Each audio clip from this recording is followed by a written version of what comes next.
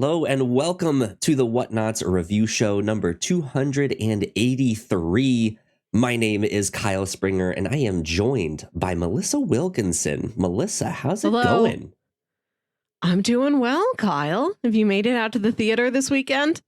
I sure did. Finally, after a week of being sick, I got to go back to the theater and I saw Godzilla -1 yesterday, which was incredible.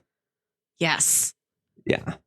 It was a blast. If I could go back in and immediately start rewatching it, that's exactly what I would have done. That's how good it was. That's the kind of movie it is. It has its sad moments, but it's just there's something about it that you walk out of just being like, that was awesome. Let me go watch that again. Yeah. It's got a very uplifting third act. I love the emotional journey. I love that the emotional journey is why people are excited about Godzilla -1 and not any stomping on buildings action. Yeah. I mean, that isn't that there. stuff was also fantastic, right? Yeah. But Godzilla shows up being... Godzilla's absolutely a star in this movie. I feel like every time Godzilla shows up, he is used to utmost skill. But they're like, you've seen enough of Godzilla that this doesn't have to be Godzilla's movie. You're going to spend a lot of time with these human characters, and you're actually really going to like it. Yeah. My partner is a big Godzilla fan, and this is something she used to do as a child, is watch all of these older Godzilla movies. And so she came out of the movie yesterday being like, that's Godzilla. That's the Godzilla in my heart. So hopefully you all have Godzilla in your heart as well this holiday season. Yeah. From our house to yours. Exactly. So yeah, that was a blast. And then today we're going to go see The Boy and the Heron. Me too. Which should be fantastic. And then tomorrow we have our anniversary screening of Tokyo Godfathers that we're going to go see. And then we've already planned that Tuesday is Silent Night. We're going to go see that. So lots of fun movie adventures planned for the next couple weeks here. Or next couple days, not weeks. But and weeks. Good stuff. Lots of good Christmas releases this year. Yeah, indeed. But Melissa, this week on the podcast, we're keeping it light and breezy. I brought to the table some holiday specials. That's what I thought we could do here. This is actually the final podcast of 2023 for the review show.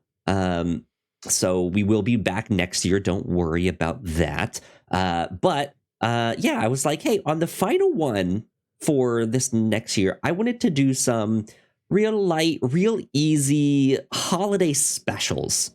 Just something fun that we could do at the end of the year and have a good time talking about.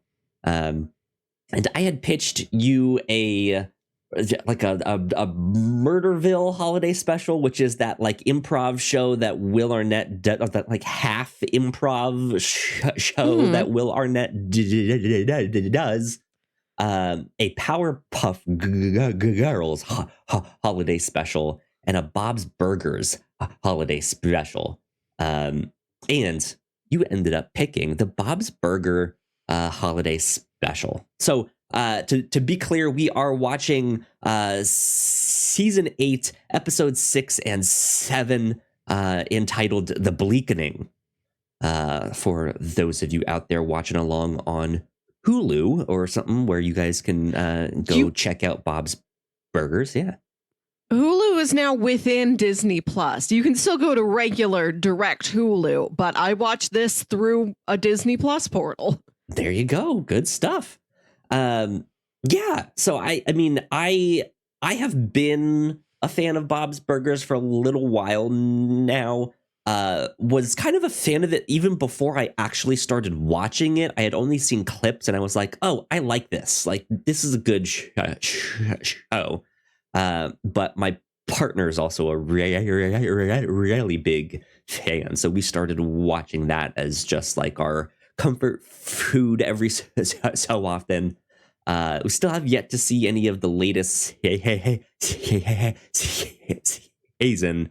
I kind of like waiting till it's almost close to completed before we start. But Melissa, you are a little bit less familiar. What's your kind of familiarity with Bob's Burgers here? I saw some of it. I've probably seen like 20 non-consecutive episodes of the show. I have always enjoyed it. I like it. I would like to watch more of it. Just by the time I was like, I really ought to watch more of this. It was just steamrolling along. This is like a 15 season show now. Yeah. There's very quite much a bit of it. So I was happy you pitched this. I was a little surprised you didn't throw the community holiday special in there, but I guess we have already talked about some community. Let's share the wealth here. Talk about some Bob's Burgers as well. I was in a Target parking lot doing some holiday shopping. And I saw a car with like a jillion bumper stickers on it. And one of them was a silhouette. And I looked at it and I'm like, I know who this is. Who is that? And I stared harder and I'm like, that's Bob. That's that burger man. And I'm like, I got to watch more of that show. I do like it. So thank you for bringing this here to me for the holidays. Absolutely. Yeah, they have lots of holiday specials over on Bob's Burgers that you can pick from. Bob's favorite holiday is notoriously Thanksgiving. He likes to cook. He has a thing about his turkeys and all of that.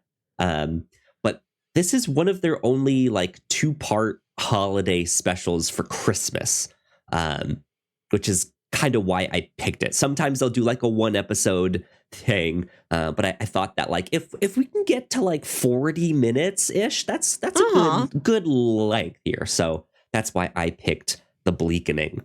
And I remembered it as I was pitching it, but only very vaguely. And there was a lot about this that I actually had forgotten. So it was a nice treat to be able to like watch this and be like, oh yeah, this is that episode. Okay, I see what's happening here. So yeah, I definitely had a good time with this. What did you think of these 2 episodes? These were nice. I like that there's a little mystery going on. There's musical numbers, but I feel like that is just the modus operandi for the show as a whole. Most episodes seem to have a musical number in them. It kind of like The Simpsons. Yeah. Where there's just songs very frequently. It shows up every so often where they break out into song. I know their end credits is always a song, like an original song for the episode that they're singing. And they're always super catchy, which is fantastic. But yeah, this was good. Has a little bit of everything. Has a dream sequence. Has some musical numbers. Has a big old party. Has some adventure, some mystery. And it's also kind of a who's who of like Bob's Burgers and their neighborhood. So right, I just know Mr. Fish Odor. I know Kevin Kline. I knew Jimmy Pesto, and that was it. So a lot of these were new characters for me. You got to meet it was Marshmallow. educational. Yeah. I had this on yesterday morning while I was organizing my gift wrapping supplies, which felt like a very Linda thing to do. I'm like, this is a mom activity right now. So I'm reflecting some of the mom energy back at her. As a single childless woman in her 30s who just gets too fussy about holidays. Good stuff.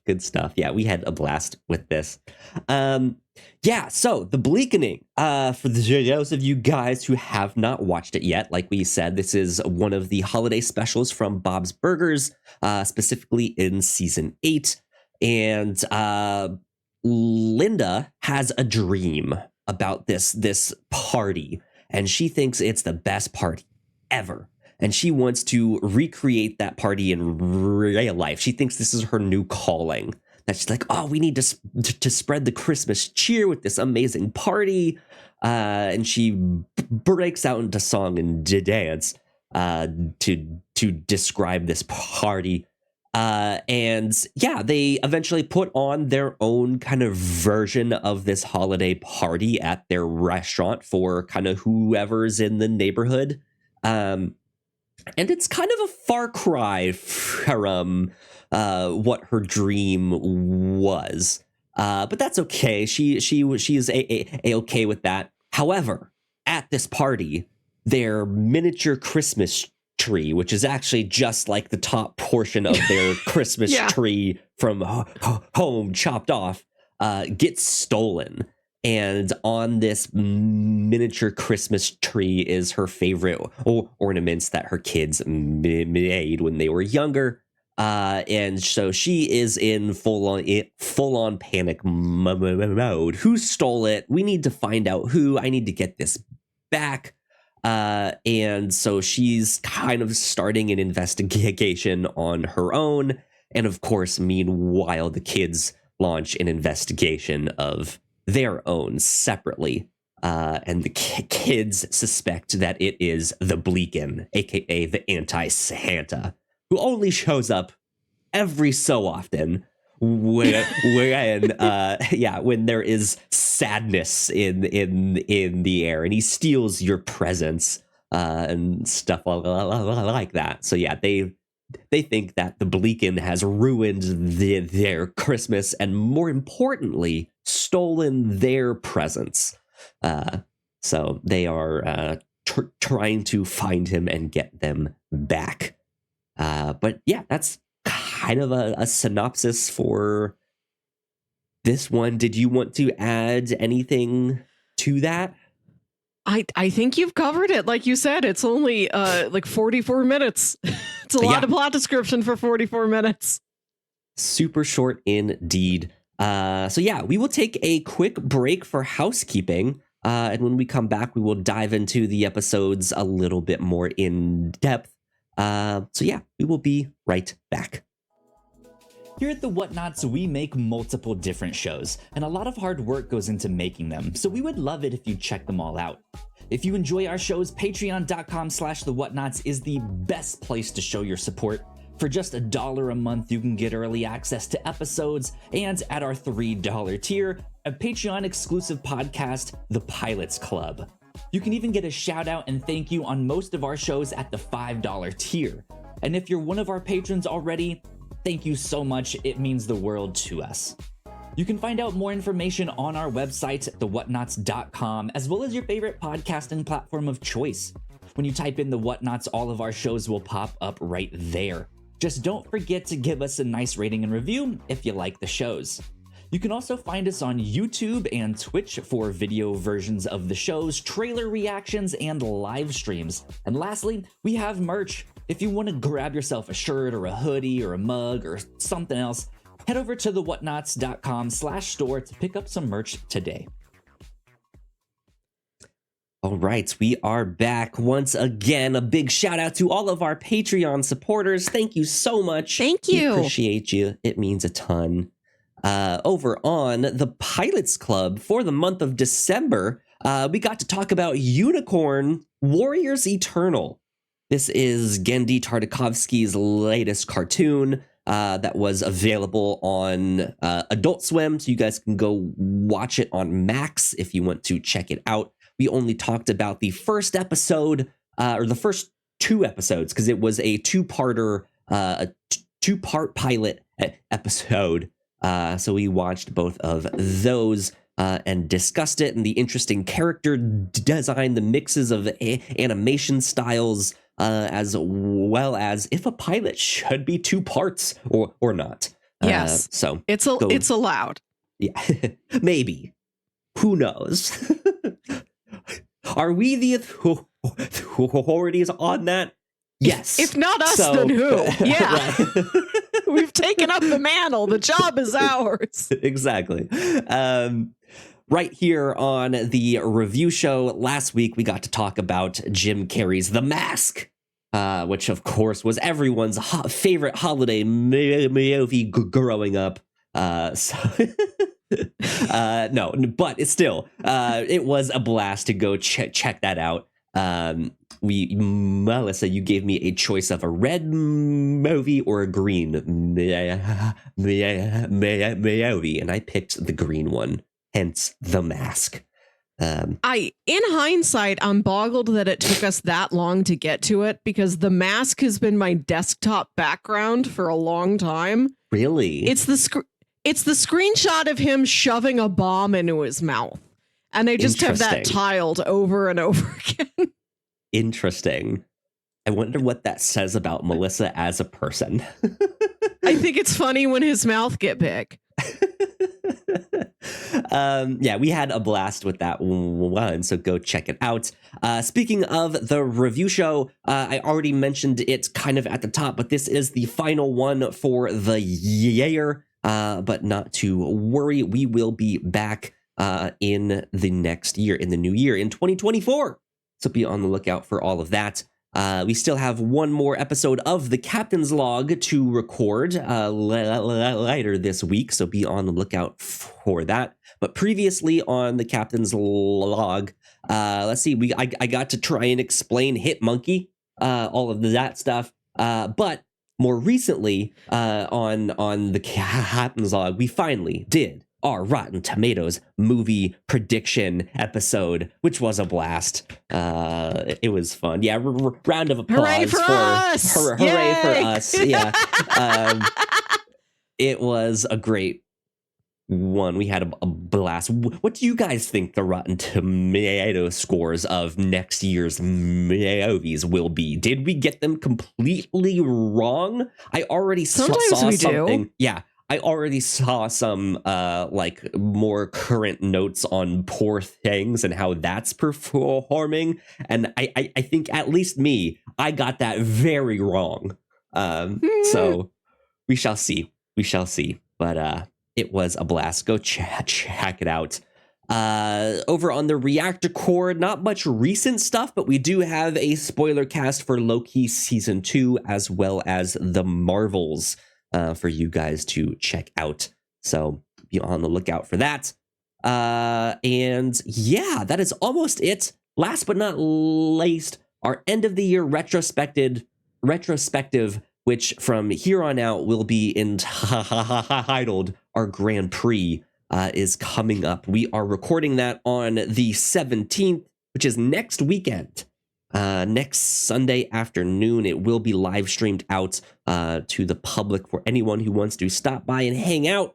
But yeah, that'll be a time for us to look back on everything we've done in the year and celebrate and reflect and eat and drink and be merry and have fun, as well as let you guys know a little bit about what's happening in the new year.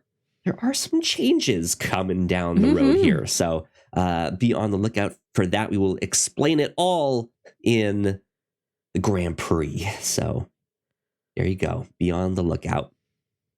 Exciting stuff. But I think that's about all of the housekeeping for now. So let's get on to spoilers for Bob's Burgers. There you go. Melissa, I've even seen the Bob's Burgers movie. You did? In theaters. I did. Yeah, it was fantastic. You saw the movie? Good. You had the burger. I sure did. I have a cookbook. I have a Bob's Burgers cookbook. So what do you think you'll make for the holiday season? Any special holiday burgers? I actually I don't know if there is a holiday burger in there or not. I'll have to go and look. They have all kinds. I happen to be a very picky eater, so most of them I'm kind of like, I could do it without that thing, but then that kind of ruins the point of the burger. And so yeah, I've had one of them so far. And that one was delicious. But yeah, I've only had one, so hashtag fake Bob's Burgers fan over here. Real Bob's Burgers fan, perhaps not as real burger fan.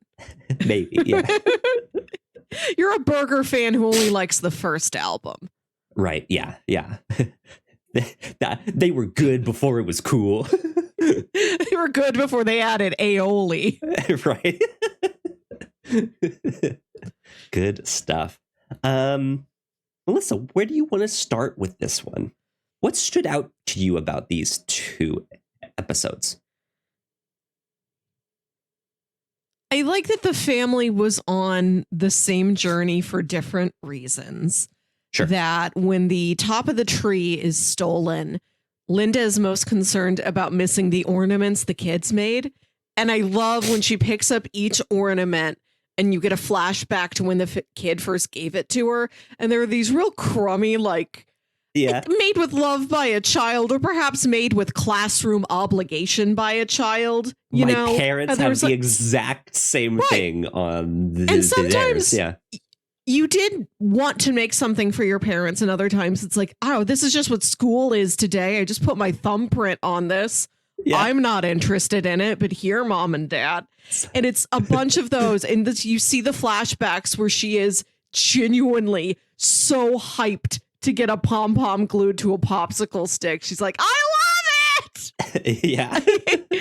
I thought that was so sweet. I'm like, I bet that truly is moms. That feels really true to life. And I'm cynical for thinking that the moms don't want the pom-pom glued to the popsicle stick. Right. Yeah. She genuinely loves her children. They have a great little family. And yeah, it's like I think it really shines through also in like the adventure that they get into with their kids here, like following them into this like creepy warehouse that is seemingly abandoned, and then discovering this like hidden staircase later on that leads to this underground party, and them just like having a good time, her being a mom, like, you ruined my Christmas. And then when she realizes how cool the party is, she's like, I want to apologize to everyone, please. You guys are so cool. She's on that angle. Bob's just sort of loyally following along, and the kids, they're only worried about if the tree is missing, that means our gifts could go missing. They are entirely gift focused. And I like their like power metal, very metalocalypse fantasy sequence where they're clad all in black and they have swords and they're going to go take down the Bleaken, climbing up a frosted mountain. Yeah. Yeah. And then it turns out to just be some guy in like a leather like kink outfit at an underground gay party. Yeah. Yeah. Yeah, God, there's in 2 episodes, there is actually quite a bit happening in that, because not only is there the mystery of who's been stealing or who stole the tree at their party, but just kind of in the neighborhood, there's been a series of thefts for the like outdoor inflatable Santas and different Christmas decorations.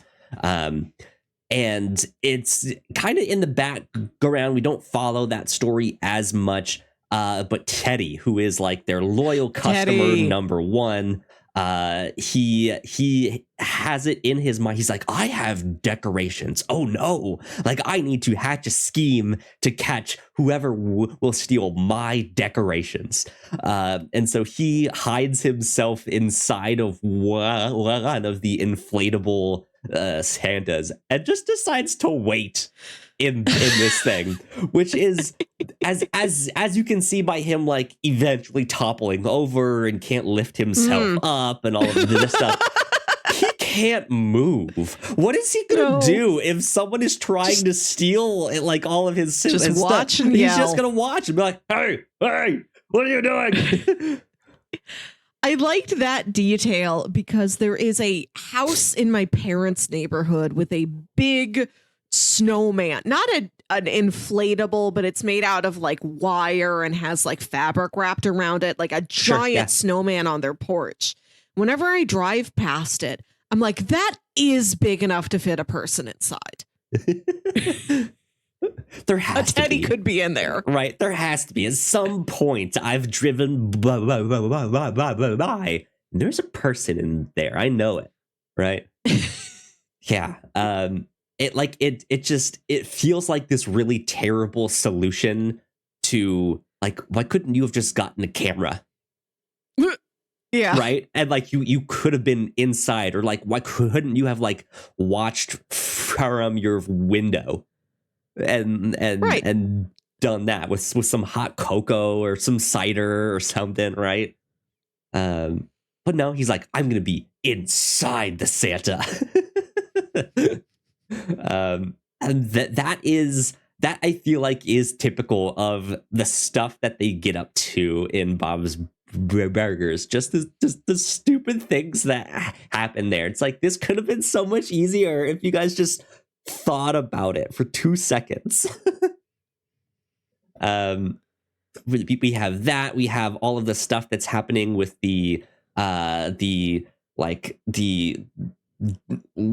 art drawing that's happening over there. Yeah. A couple doors down. There's the gay bar that got shut down. I love the gay bar named The Wiggle Room. That's a great name. The Wiggle Room. I did like this tour of other local businesses too. Yeah. Does their town have a name? Oh God, I should know this off the top of my head, but I don't. Whenever I do like how specific the locale is, that it is in this sort of northeastern seaside town. The buildings feel specific. It's Seymour's Bay, New Jersey. Ah, Jersey Seymour's vibes. Bay. Very nice. Yeah. I like getting to know the other local businesses, like the elderly couple running the art studio with a nude drawing class. Yeah. They're always just curmudgeons. They don't like Bob and Linda. They're always kind of the like, I'll get you someday, right? Yeah. And you'd have those characters in a similar show, but to have them running a very sort of free-thinking nude art studio is an interesting addition to the curmudgeonly old neighbors. Yeah, we got to see a little bit of Jimmy Pesto's restaurant too. I know he's the bad guy. He's the antagonist. Largely actually been written out of the show because the voice actor went on some not so good rants and stuff like that. So they were just like, okay, we're just going to kind of stop using that character. But Pesto's is still over there. They're still chugging along. I liked the restaurant. I'm like, I know this is the antagonist, but this is a cozy restaurant. I'd want to go to Jimmy Pesto's more than I would want to go to Bob's Burgers, probably. Yeah. I mean, like it just has a little bit of everything to enjoy. And I think that's what kind of makes something like this so special, is that it's kind of nice. You know, it's like, oh, this is good. This is fun. It's got a good message behind it, right?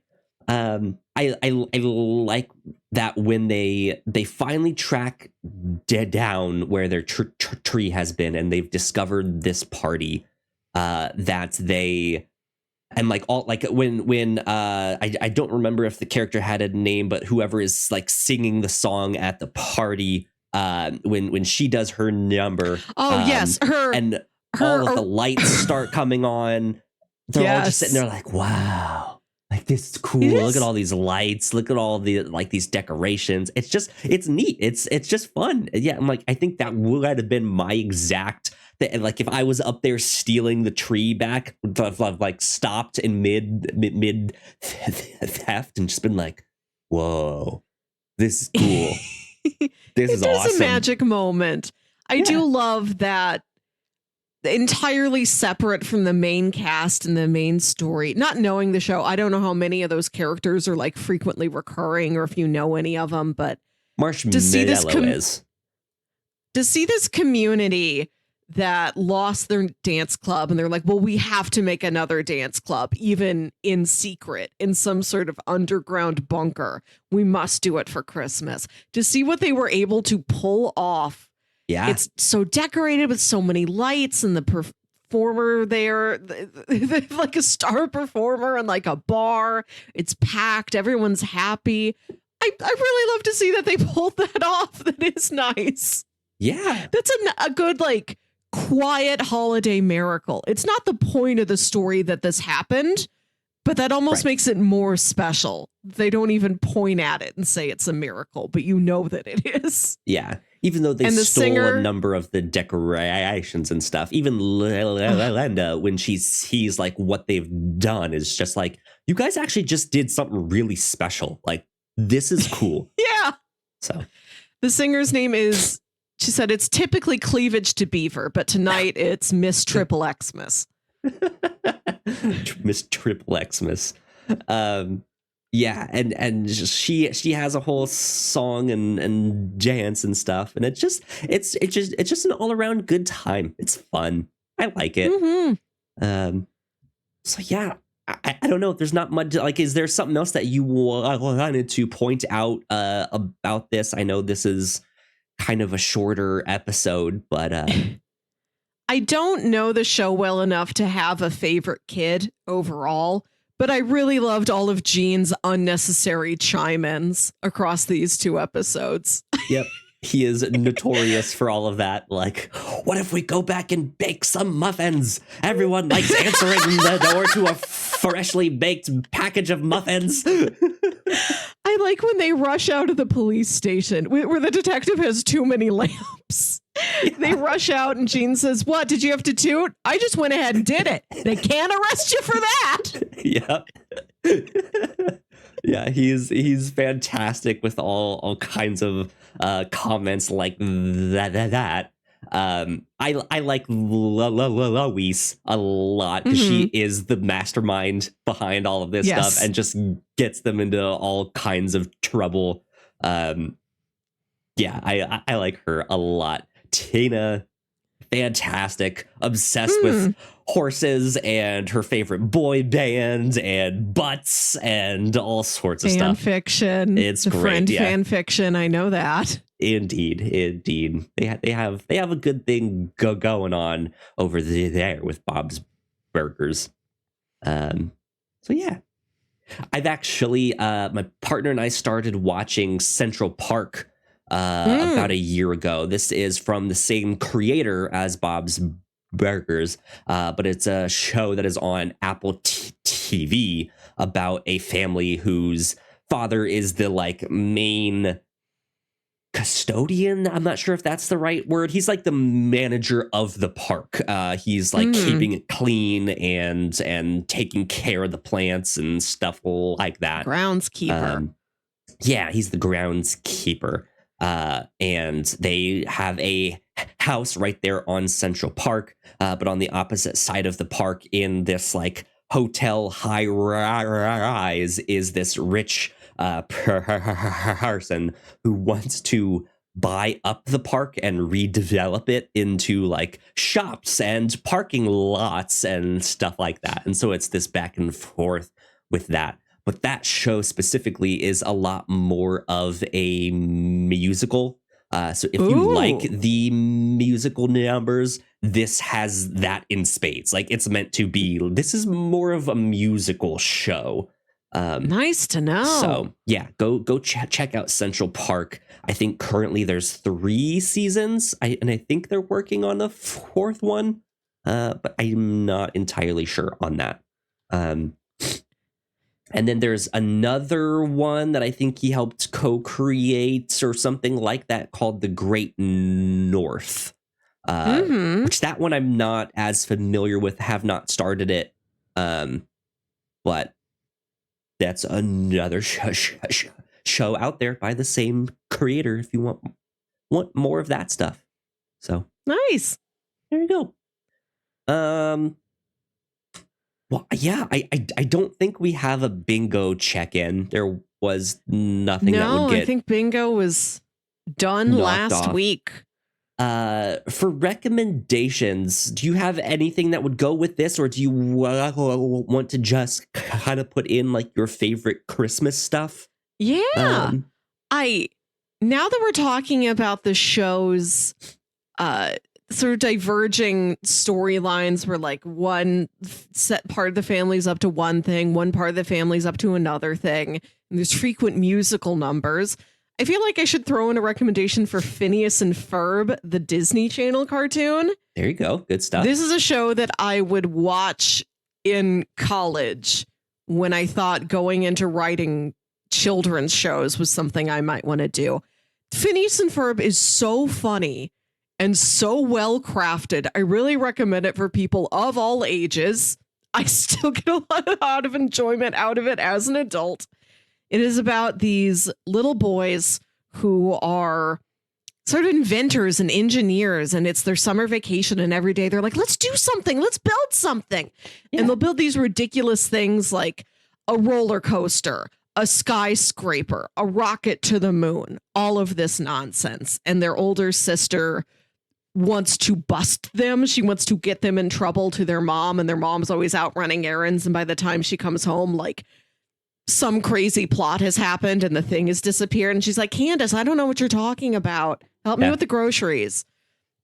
And they have a pet platypus who's secretly a secret agent. And then he goes and he fights a mad scientist named Dr. Doofenshmirtz.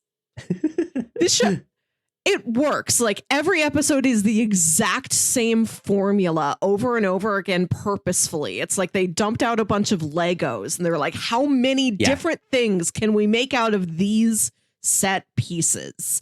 It's really self-aware in that way, and it's really fun to watch how often they go back on themselves and make these inside running jokes and pay off weird details like episodes and episodes later. And every episode has an original musical number in it. Every little 15-minute segment has a song, and they're all pretty good. That's awesome. But more specifically, I wanted to talk about my favorite holiday episode of The Simpsons. Okay, perfect. Yes. It's certainly a logical companion to Bob's Burgers. Now you can watch them on the same platform. I really love that. Now that Hulu's on Disney Plus, you can watch The Simpsons and The Belchers and King of the Hill. All of your family cartoon family needs in a single place. Absolutely. This Simpsons episode is called Marge Be Not Proud. It is episode 11 of season 7, aired for holiday season 1995. And there's this hot new video game out on the market called Bone Storm. This Mortal Kombat style game that Bart really wants, but Marge refuses to buy it for him because it's too violent. And he shoplifts it from a local store. And he narrowly gets away with it, but like the security guard sees him and knows it was him. And then when the whole family goes back to that, Mega Mart store for like the photo studio to get their Christmas portraits taken, the security guard yanks him right out of the family photo. And so they have to reveal the whole thing to his family. And the episode is him dealing with Marge, who's not angry at him. She's just disappointed. She's just sort of quiet and withdrawn. Like she makes cocoa for everybody, and he goes downstairs and he's like, well, Lisa got a marshmallow. Maggie got a marshmallow. I don't get a marshmallow. And she's like, oh, I thought you would want to put the marshmallow in yourself. Like he feels like his mom is like not loving him anymore. And he really desperately tries to get that love back. It's a really heartfelt, sweet, and hysterical episode, like every Simpsons is. Cool. Good stuff. Good stuff. Mm-hmm. Yeah. I think even cartoons like Futurama or something, or you mentioned like King of the Hill, I think are also great recommendations. You mentioned Community. I love Community. That's a great show. They had some awesome holiday specials. They did one where all the characters turned into those like claymation stuff that you'd see in the old like Rudolph movies, stuff like that. They have some really good stuff over there. I would also kind of recommend Nietzsche Jiao. It's not so much a like holiday special or about a family, but it is more like a slice of life. This kind of town that is just different things are happening, but it's a comedy and it is all hilarious. It's all these skits about like the anxiety of ordering coffee at a Starbucks and like not knowing the lingo for small, medium, and large and all of that stuff, or being too scared to ask your waiter for the correct food even though she brought you the wrong stuff, right? Just it's stuff like that. I think ends up being a pretty good fit by the end. It's just like, oh, this is nice. There's this little small town here. It's good. It's cool, right? Just like Bob's Burgers. So yeah, that's what I would recommend indeed. Nice. There you go, Melissa. For next year, we like to, there will be some changes coming up to how we do the show. We won't go into detail for them just yet, but all of that will be revealed on the Grand Prix next week. Yeah. All will be revealed. The Whatnauts will never be the same. Will be very much the same. Yeah. But there will be some changes and stuff. But we like to start the year off having watched like an entire franchise of stuff here. So we have already kind of picked that out. Do you want to introduce us to what that will be, what the first episode of the new year will be on? Yes, we are going to watch all of the Ghostbusters movies. This is Ghostbusters, Ghostbusters 2, Ghostbusters 2016, the all-lady version, and Ghostbusters Afterlife.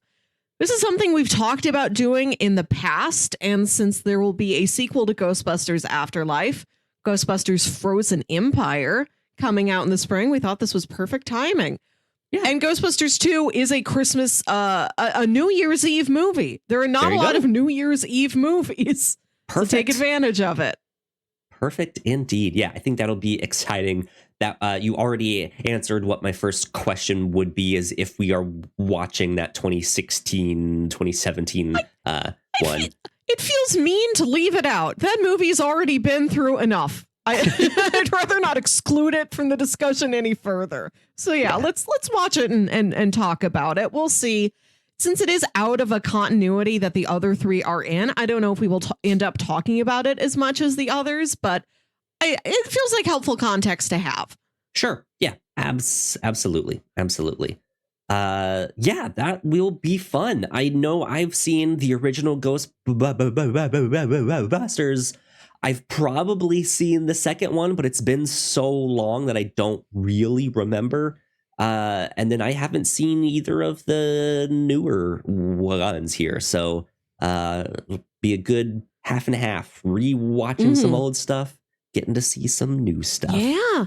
I haven't I've seen the others. I grew up with a lot of the first two Ghostbusters, but I haven't seen Afterlife yet. Eventually it reached a point where I'm like, I'll just save that and watch it for the podcast. And that time is now. That time has come indeed. Well, yeah, I think that about wraps us up for this podcast and for the year of 2023 here on the Review Show. So, Melissa, where can the people find you on the internet? I have a letterboxd at Wilkywit, WILKYWIT. Still not much on there yet. When I have idle time, I haven't really been checking in on it. I need to force myself to have idle time to write down my thoughts on movies, because I'm used to just telling them to yourself or another friend. Yeah. You need your like quick, concise thoughts. Right. I do all my letterboxing verbally. And now I have to make myself write it down. There you go. Indeed. You guys can find me at Yo Kyle Springer on most of the social media places. And you guys can stay up to date with all the stuff that we do here at the Whatnauts, at the Whatnauts on most social media places. So yeah, please go like, share, and subscribe. That would help us out a ton. If you're watching this on YouTube, go check out one of our other videos right over there on that side of the screen. That would help us out a ton. You guys know the drill with all of that stuff. But yeah, this has been number 283 of the Whatnauts review show. We will